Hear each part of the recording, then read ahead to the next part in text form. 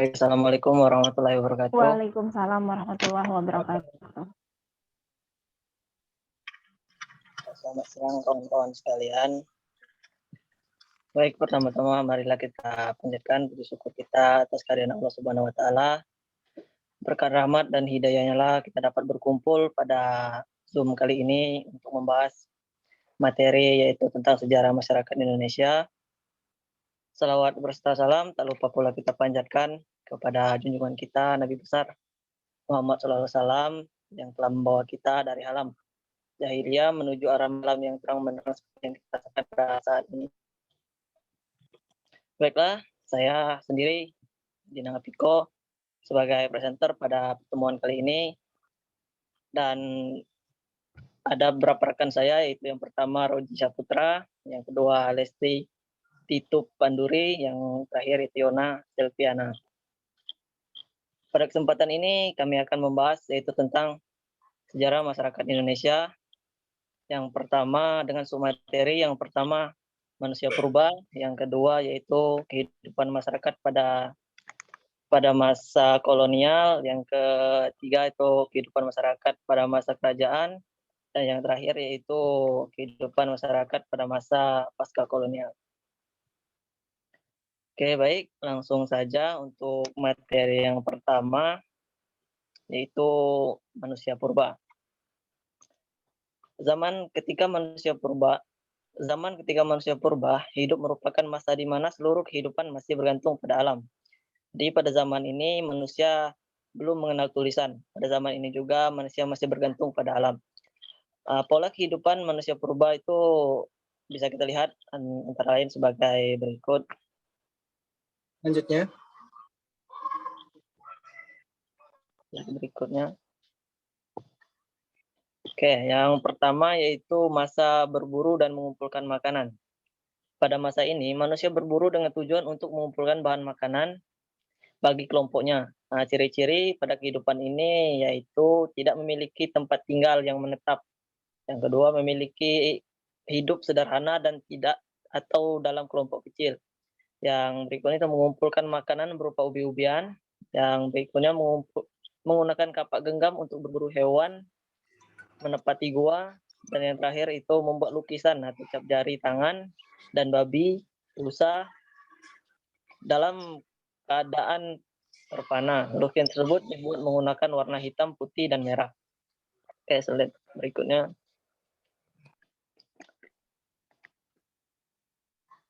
Oke, yang kedua yaitu masa bercocok tanam. Pada masa ini, manusia telah mengenal bercocok tanam dan tinggal dalam satu wilayah lebih lama. Ciri-ciri kehidupannya yang pertama yaitu mulai menetap di sekitar lokasi bercocok tanam. Yang kedua, mulai mengenakan pakaian dari kulit hewan atau kulit kayu. Yang ketiga, itu membuat rumah dari kayu. Yang keempat, pindah jika tanah sudah tidak subur. Dan yang terakhir, yaitu menggunakan alat bercocok tanam seperti mata panah, teluk, persegi, dan kapak lonjong. Oke, lanjut.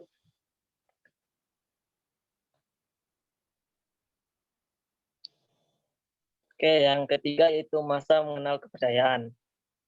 Pada masa ini, mengenal kepercayaan bagi manusia telah mengenal sebuah kepercayaan terhadap sesuatu seperti matahari, hewan, pohon, dan lain-lainnya. Jadi pada masa ini mereka mengenal kepercayaan itu mulai dari matahari, hewan, bahkan pohon, dan lain-lainnya. Ciri-ciri kehidupan ini yaitu melakukan upacara-upacara tertentu sebagai tanda jika terdapat kekuatan yang melebihi manusia. Yang kedua yaitu mulai membangun bangunan besar untuk upacara-upacara tertentu. Slide berikutnya.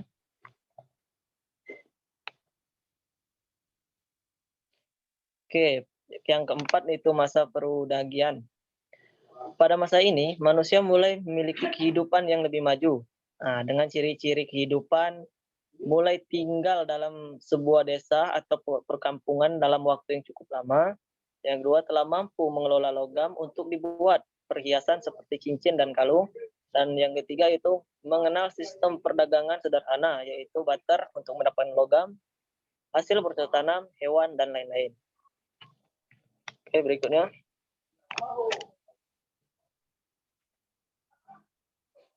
Oke, kita masuk ke materi kedua yaitu masa kerajaan. Masuknya Hindu-Buddha juga mempengaruhi kehidupan masyarakat Indonesia dalam bidang pendidikan. Sebab sebelum masyarakat Indonesia belum mengenali tulisan, dengan masuknya Hindu-Buddha, sebagian besar masyarakat Indonesia mulai mengenal budaya baca tulis. Oke, berikutnya.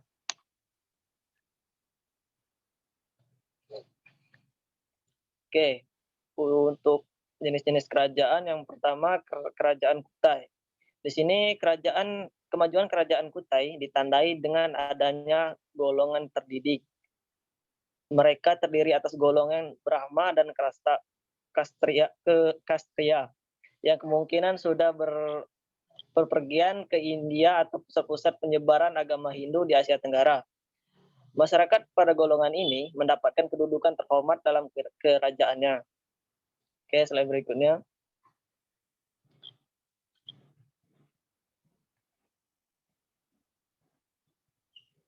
Yang kedua yaitu kerajaan Tarumanegara. Pada kerajaan ini, penggunaan bahasa Sanskerta dan huruf Palawah dalam kehidupan sehari-hari mereka. Oke, berikutnya.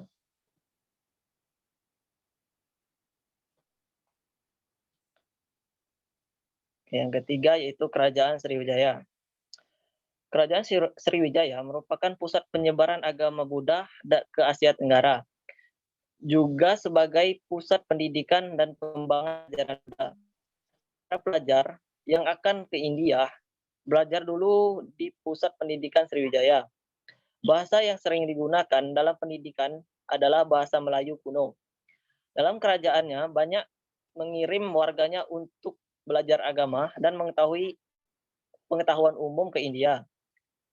Raja Balaputra Dewa punya hubungan baik dengan Raja Dewa Baladewa dari Benggala. Keduanya mempunyai pandangan yang sama atas kepentingan pendidikan. Oke, slide berikutnya.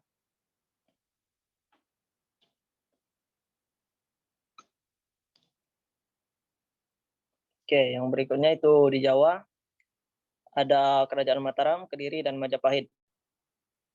Di Jawa ada Jandabara, banyak peziarah dari Cina yang singgah di Nusantara.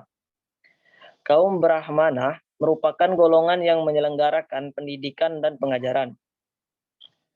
Materi yang diberikan yaitu berupa teknologi, bahasa sastra, ilmu-ilmu kemasyarakatan, ilmu perbintangan, ilmu pasti, perhitungan waktu, seni bangunan, seni rupa, dan masih banyak pelajaran-pelajaran lainnya. Beberapa karya intelektual yaitu Arjuna Wihara karya Empu Kawa, yaitu Kediri pada tahun 1019.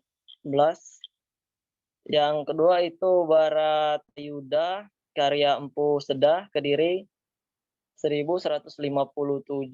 Yang ketiga yaitu Pariwangsa karya Empu Penuluh Kediri 1125, dan masih banyak karya-karya lainnya seperti Gatot Kaca, Samarandahana, dan lain-lain. Slide berikutnya.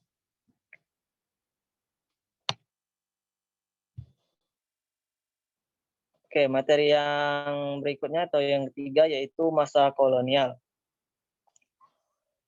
Masa penjajahan kolonial juga merupakan masa pertama kali menggunakan uang sebagai alat pembayaran tenaga kerja. Di sini Jepang menggunakan strategi licik, yaitu propaganda. Ia berpura-pura menjadi juru selamat bagi negara-negara di Asia. Negara Jepang ini mempunyai slogan atau yang disebut dengan 3A. Yang pertama yaitu Jepang Pemimpin Asia, Jepang Pelindung Asia, dan Jepang Cahaya Asia. Oke, berikutnya.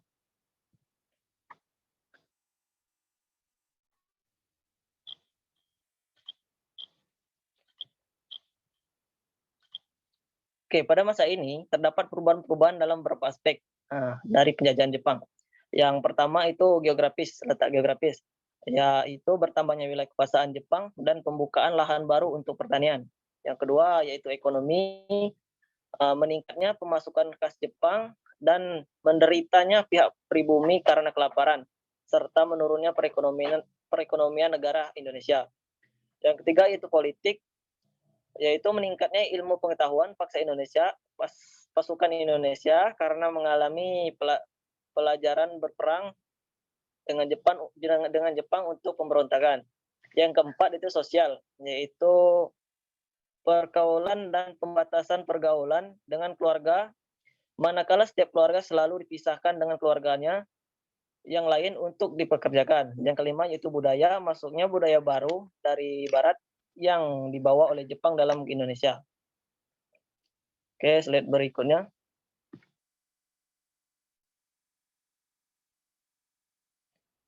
Oke, yang materi terakhir itu masa pasca kolonial. Sebagian genre dari sejarah kontemporer, pasca kolonialisme mempertanyakan dan menemukan kembali metode persepsi budaya, cara memandang dan dipandang. Dalam antropologi, pasca kolonialisme mempelajari hubungan manusia di negara kolonial dan masyarakat subteren yang dieksploitasi oleh pemerintahan kolonial. Oke, materi berikut.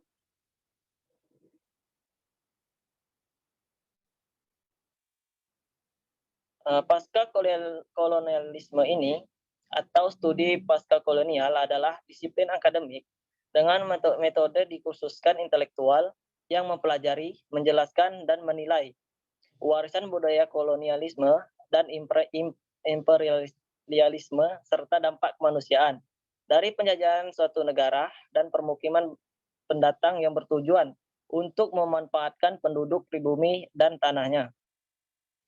Oke, slide berikutnya.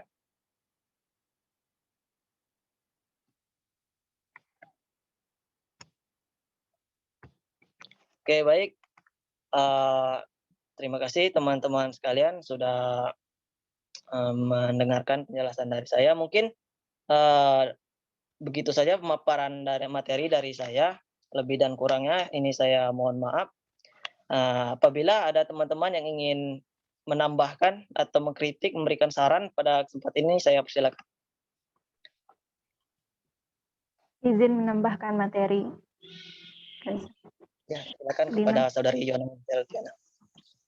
Perkenalkan, saya Yona Zelviana, NIM 19052129 dari Prodi PPKN. Saya ingin menambahkan materi mengenai perkembangan masyarakat Indonesia pada masa kolonial. Indonesia terlibat langsung dalam perkembangan perdagangan dan perlayaran antara Asia dan Eropa. Karena letak geografis di Indonesia yang berada pada jalur pelayaran tersebut, Indonesia penghasil rempah-rempah.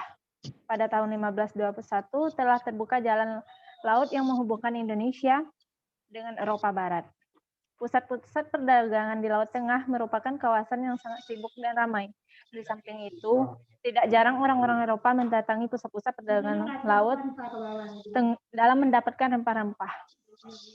Kedatangan bangsa Eropa ke Indonesia, jatuhnya Konstantinopel mendorong negara-negara Eropa datang ke Indonesia untuk mencari rempah-rempah. Namun ternyata tujuan mereka tidak hanya sekedar datang, mereka berusaha mengambil alih perdagangan, menguasainya, dan akhirnya menjadikannya negara jajahan. Kedatangan bangsa Portugis ke Indonesia, adapun tujuannya lebih dikenal dengan gold, glory, dan gospel. Gold yaitu mencari emas dan kekayaan, glory yaitu mencari keharuman nama, kejayaan dan kekuasaan, sedangkan gospel yaitu tugas suci menyebarkan agama Kristen. Kedatangan bangsa Spanyol ke Indonesia, tujuannya yaitu bangsa Spanyol mencari kekayaan, menyebarkan agama Nasrani, dan mencari daerah jajahan. Selanjutnya, kedatangan bangsa Inggris ke Indonesia. Inggris mendirikan kongsi dagang yang pada tahun 1811, Thomas Stamford Raffles telah berhasil merebut seluruh wilayah kekuasaan Belanda di Indonesia. Perkembangan masyarakat, kebudayaan, dan pemerintah pada masa kolonial Ternate, bangsa Portugis ini berusaha merebut perdagangan cengkeh dan pala. Di daerah Maluku, Portugis menanamkan usaha kekuasaannya, namun hampir semua menolak kehadirannya karena sikap Portugis yang sombong. Masa kolonial Spanyol. Spanyol hanya berhasil menguasai kerajaan Tidore saja. Itu pun tidak lama, karena setelah masyarakat Ternate dan Tidore bersatu, Spanyol juga diusir dari Maluku. Masa kolonial Inggris, monopoli dagang yang diprogramkan oleh EI tidak sempat berkembang di Indonesia, karena Inggris segera terdesak oleh Belanda. Saat itu, Inggris di bawah pimpinan Gubernur Jenderal Raffles, perkembangan masyarakat pada masa Raffles lebih baik daripada saat pimpinan Stendhal. Sekian materi yang dapat saya tambahkan. Saya kembalikan kepada presenter, Dina. Oke, baik. Terima kasih kepada Saudari Yona yang telah menambahkan materi yaitu tentang kolonial pada pasca kolonial. Oke, mungkin apabila ada teman-teman lain yang ingin memberikan kritik, saran, atau tambahan materi, saya persilakan. Sebelum kita memasuk ke sesi diskusi tanya jawab. Izin menambahkan materi, presenter. Ya, silakan kepada Lesti. Saya silakan. Pada manusia purba terdapat beberapa jenis manusia purba. Pertama, Pithecanthropus erectus. Fosil manusia purba yang pertama kali ditemukan di Indonesia adalah Pithecanthropus erectus. Nama ini kemudian disepakati oleh para ahli disebut Homo erectus. Fosil ini ditemukan di daerah Trinil, Jawa Timur pada tahun 1890 oleh Eugene Dubois. Kata Pithecanthropus erectus berasal dari bahasa Yunani. Pithecanthropus erectus berasal dari bahasa Yunani, yaitu Pithekos berarti kera, Anthropos berarti manusia, dan erectus berarti tegak, atau manusia kera yang sudah berjalan tegak. Fosil yang ditemukan berupa tulang rahang, bagian atas tengkorak, geraham, dan tulang paha kiri. Berdasarkan tulang tengkorak yang ditemukan ini, diperkirakan isi volume otaknya berkisar 750 cc. Volume otak manusia modern pada umumnya lebih dari 1000 cc. Sedangkan bukti lain, penemuan manusia purba di Trinil adalah tulang belakang kepala yang menentukan duduknya kepala atas leher. Temuan itu menunjukkan bahwa makhluk itu berada antara kera dan manusia. Anggota tubuh lainnya juga menunjuk ke arah itu. Seperti tulang keningnya sangat menonjol ke muka dari ukuran tulang tengkorak. Dapat diketahui juga bahwa tingginya diperkirakan 165 cc. Ukuran tinggi seperti itu memang menyerupai manusia yang sudah berjalan tegak. Kedua, Homo soloensis. Jenis manusia purba ini ditemukan oleh von Koningswald dan Weidenreich pada tahun 1921 hingga 1934 di Dekan Desa Ngandong. Desa ini berada di lembah Sungai Bengawan Solo. Jenis manusia purba sudah lebih tinggi tingkatannya daripada Homo erectus. Bentuk fisiknya hanya sedikit yang kelihatan seperti kera, sehingga lebih menyerupai manusia. Oleh karena itu, manusia purba ini disebut Homo soloensis atau manusia dari Solo. Yang ketiga, Homo wajakensis. Dalam penelitian berikutnya, ditemukan jenis manusia purba yang dikenal sebagai Homo wajakensis. Nama Homo wajakensis ini diberikan berdasarkan tempat ditemukannya fosil tengkorak manusia purba di daerah Wajak, dekat Tulungagung, Jawa Timur. Tengkorak manusia purba jenis ini, menurut penemuannya, Du Bois, berlainan dengan tengkorak bangsa Indonesia umumnya. Tengkorak ini lebih banyak kesamaannya dengan penduduk asli benua Australia sekarang. Sekian, terima kasih. Saya kembalikan pada presenter. Oke, terima kasih kepada Saudari Lesti yang telah menambahkan materi yaitu tentang jenis-jenis manusia purba. Yang pertama tadi ada Pithecanthropus, Meganthropus, dan Homo. Jadi penemuan ini didasari oleh penemuan yaitu berupa fosil dari jenis-jenis manusia purba ini seperti rahang atau tengkorak dari manusia purba itu sendiri.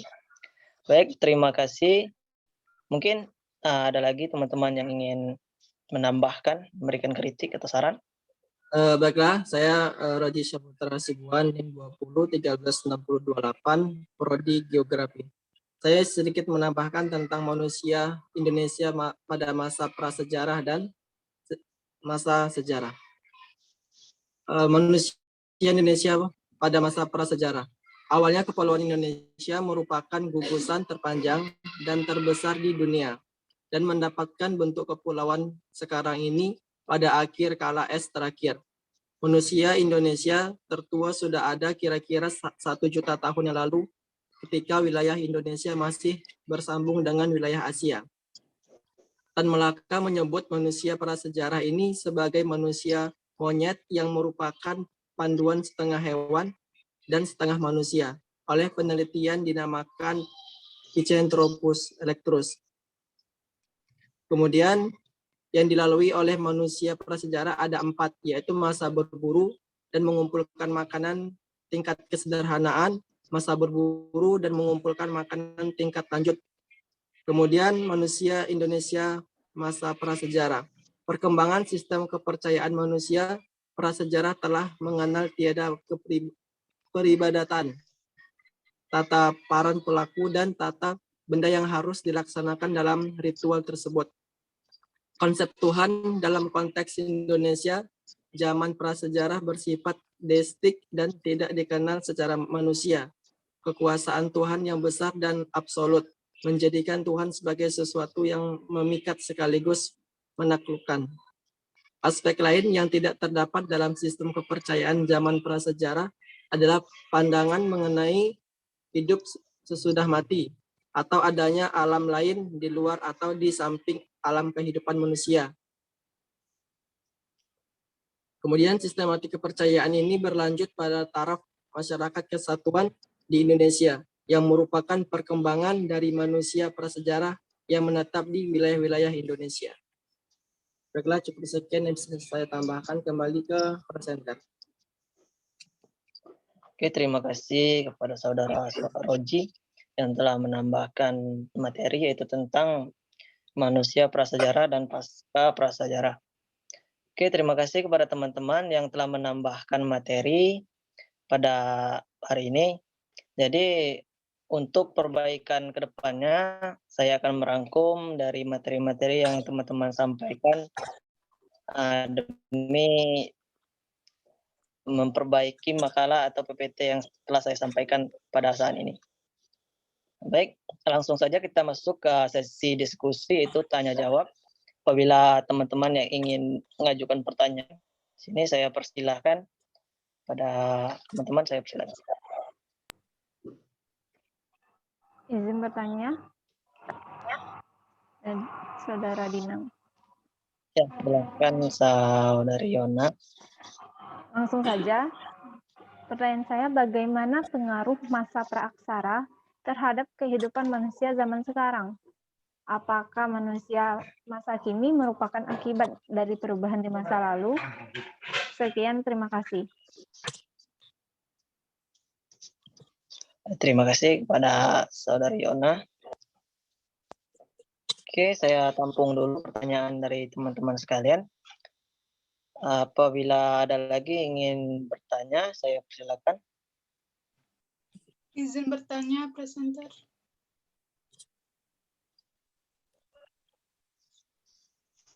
Saya persilakan pada Saudari Lesti. Baiklah, saya Listi Titip Pandoari, NIM 19058061, ingin bertanya, apakah dampak adanya manusia purba dahulunya di zaman serba canggih seperti sekarang ini? Terima kasih. Saya kembalikan kepada presenter. Terima kasih kepada Saudari Lesti. Ada lagi teman-teman ingin bertanya? Baiklah, saya Raji Syaputra yang bertanya, pada saat kerajaan Sriwijaya, mengapa bahasa pada saat kerajaan tersebut yang digunakan dalam dunia pendidikan adalah bahasa Melayu kuno? Sekian dan terima kasih.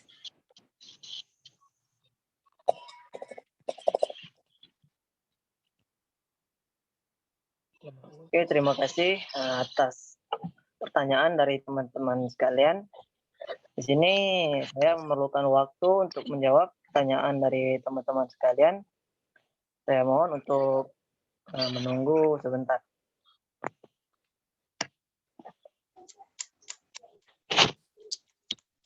Oke, kita mulai.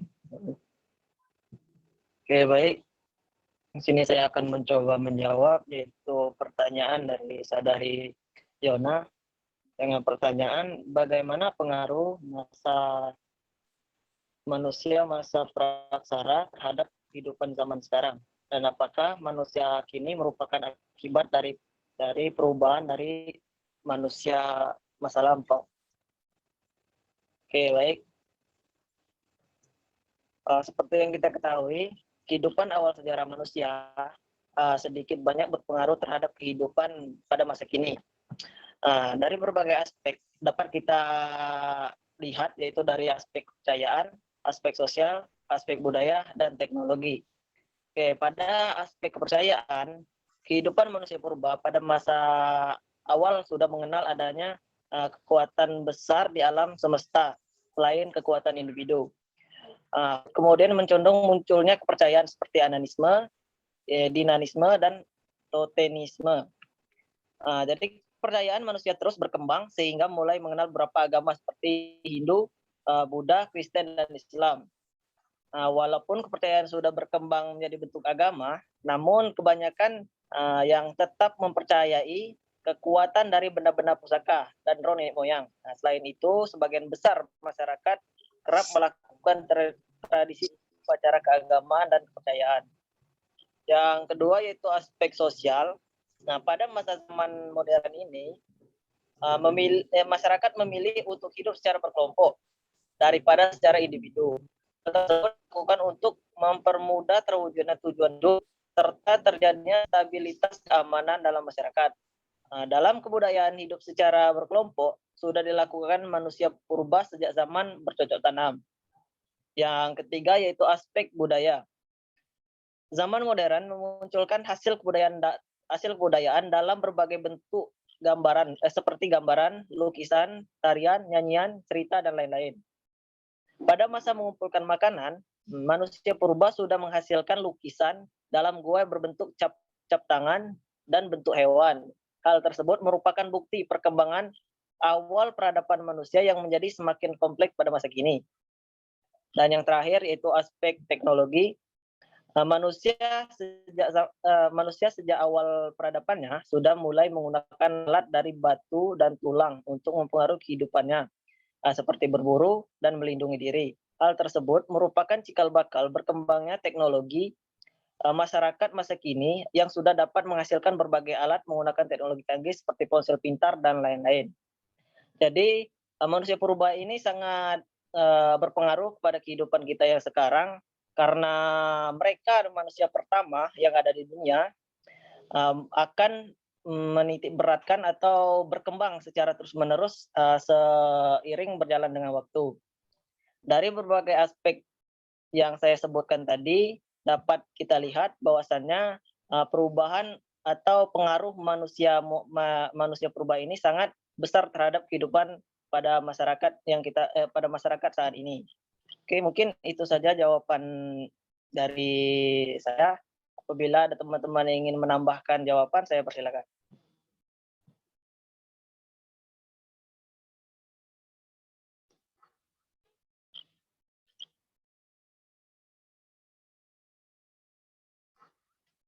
Oke, ada teman-teman? Kalau tidak ada, saya akan mencoba lagi menjawab pertanyaan dari Saudari Lesti dengan pertanyaan, apakah dampak dari adanya manusia purba dahulunya di zaman serba canggih seperti yang kita rasakan saat ini? Oke, seperti yang kita ketahui atau seperti yang saya jelaskan pada pertanyaan dari Saudari Yona tadi, zaman purba ini sangat berpengaruh terhadap kehidupan kita pada saat ini.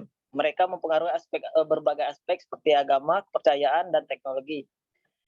Jadi dampak dari manusia purba ini sendiri, seperti yang kita ketahui, seperti yang saya paparkan tadi, mereka sudah menggunakan alat-alat seperti kapak, genggam, atau seperti alat-alat panah untuk berburu dan untuk melindungi diri mereka dari hewan buas atau mangsanya. Di sini dapat juga kita lihat dari penemuan fosil. Nah, ini sangat penting karena fosil manusia ini berasal dari zaman Pleistosen. Manusia purba awalnya memiliki kemampuan yang terbatas. Mereka hidup bergantung dari alam sekitarnya. Kegiatannya adalah mencari makan dari lingkungannya, mengambil makan seadanya yang cukup dimakan waktu itu. Jadi untuk cari makan atau untuk melindungi dirinya sendiri, mereka menggunakan alat dengan seadanya, baik itu berupa dari batu, kayu, atau dari fosil dari hewan-hewan yang mereka buru. Baik, selanjutnya itu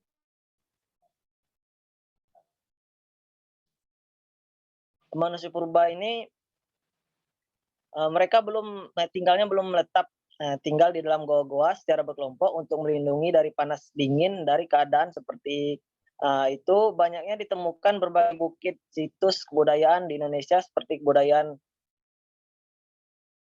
Ngandong, penciptaan di mana kebudayaan tersebut dapat dijadikan sebuah warisan budaya dari para orang terdahulu yang dimanfaatkannya sebuah jejak adanya kehidupan masyarakat sebelum mengenal teknologi.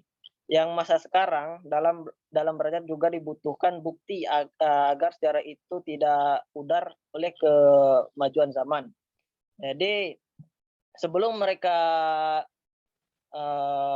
hidup secara berkelompok, mereka masih hidup secara individu atau dengan kelompok kecilnya.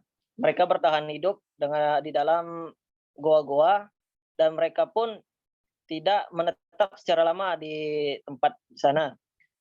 Seperti jika bahan makanan sekitarnya sudah sedikit berkurang, maka mereka akan berpindah ke tempat lainnya. Mungkin itu saja yang dapat saya sampaikan untuk pertanyaan dari Saudari Lesti. Apabila ada teman-teman ingin menambahkan, saya persilakan.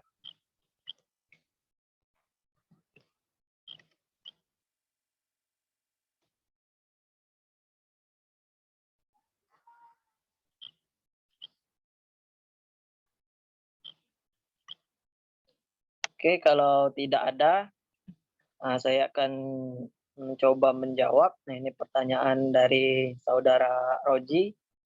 Atas pertanyaannya, mengapa Kerajaan Sriwijaya menggunakan bahasa Melayu kuno? Oke, jadi bahasa Melayu kuno ini atau Melayu kuno saja tanpa bahasa. Kadang-kadang disebut pula Melayu tua. Bahasa adalah nama yang digunakan untuk menyebut suatu bahasa yang tertulis pada beberapa prasasti dari sekitar abad ke-7 hingga ke-10 Masehi yang ditemukan di Sumatera dan di Jawa. Sebagian besar prasasti yang menjadi sumber korpus Melayu kuno berkaitan dengan sejarah Kerajaan Sriwijaya. Namanya Melayu kuno, mengindikasikan bahwa bahasa ini merupakan pendahulu dari bahasa Melayu modern dan bahasa Melayu klasik. Namun, para ahli memiliki pandangan beberapa hal tentang hal tersebut. Begitu pula terhadap persoalan apakah bahasa ini adalah salah satu anggota rumpun bahasa Melayu. Bahasa Melayu kuno yang ditemukan dalam prestasi sumber memakai banyak kosakata bahasa Sanskerta dan ditulis menggunakan aksara yang merupakan aksara Brahmi. Seperti terdapat beberapa penyesuaian yang ditemukan untuk mengakomodasi fonologi Melayu kuno yang berbeda dengan Sanskerta. Mungkin itu saja yang dapat saya sampaikan terhadap jawaban dari saudara Roji. Mungkin apabila ada teman-teman yang ingin menambahkan jawaban dari saya persilakan.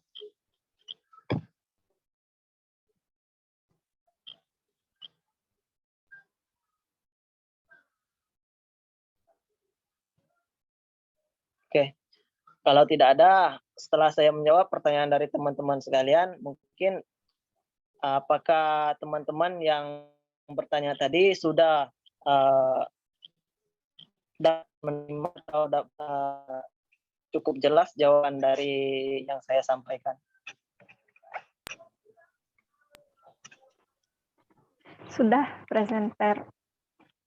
Terima kasih. Oke, baik. Terima kasih kepada teman-teman. Oke, baik.